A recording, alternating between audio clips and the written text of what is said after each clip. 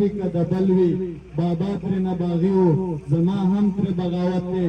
په دې نه بعد زه د ضلع ممبر د میډیا کوارډینیټر وسیم ته دعوت ورکوم چې دی راشي تاسو ته خپله وینا په لنډ وخت وکړو.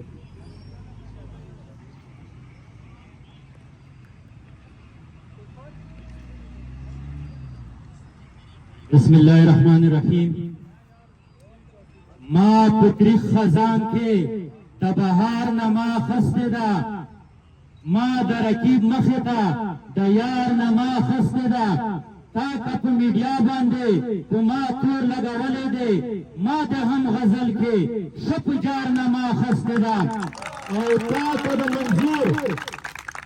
د منظور پښتون عظمت به سپک کتلی دي، تا که د منظور پښتون عظمت به سپک کتلی دي، موږ هم په ډاګه ستا د پلار نه ما خسته ده.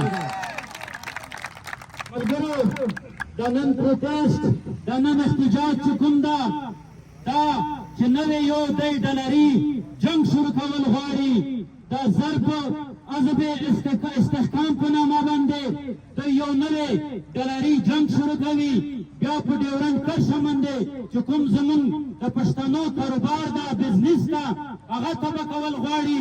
هغې نه پس چې کومه په پښتونخوا کې بجلي ده، هغې لوډ شیډینګ چې ده، د هغې په خلاف باندې کېږي.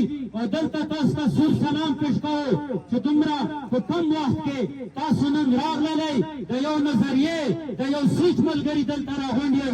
تاسو ته موږ په دواړو لاسو سلام پیش کوو. ملګرو، لکه څنګه چې تاسو ته پته ده چې بجلي چې راغلې ده دا د پښتونخوا نه راغلې ده.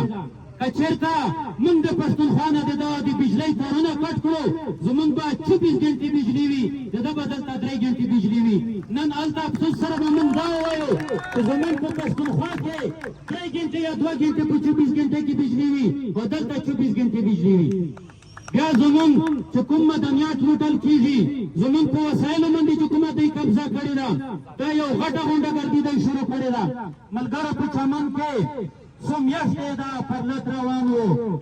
دغه پاسپورټ چې دی هلته میجر ورته ناست وي، کرنل ورته ناست وي، په خپله باندې ښه په غټه سطح باندې کاروبار شروع کړی ده. چې کوم یې زړه غواړي هغه ویک ورته راړوي، چې کوم یې زړه غواړي هغه ګاډي دی ځانونو ته راړوي. خو زموږ د پښتونخوا زموږ د پښتنو کاروبار یې هلته په ډیورنډ کرښه بند کړی ده. بیا چې کله ته د خپل د حق خبره کې، د خپل وطن د مسایل خبره کې، بیا دی درته وایي چې دا غدار دی. هغه ګیلامن صاحب چې ورته وایي چې که چېرته حق خبره غداري وي، ښه ښکاره غدار یم. پرون غدار وم، نن غدار یم، سبا بیا غدار یم.